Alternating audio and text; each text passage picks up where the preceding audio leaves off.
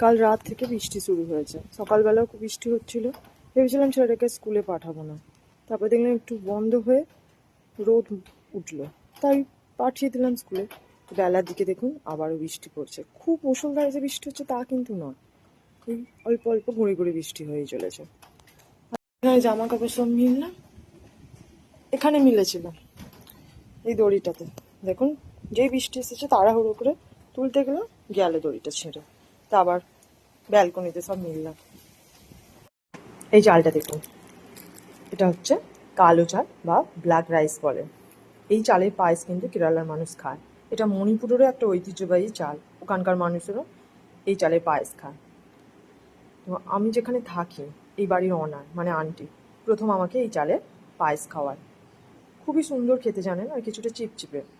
তো এই চালকে নাকি 5-6 ঘন্টা ভিজিয়ে রাখতে হয়, তারপর প্রেসার কুকারে সিটি মেরে নারকেলের দুধ বা এমনি নর্মাল যে গরুর দুধ দিয়েও বানানো যায়।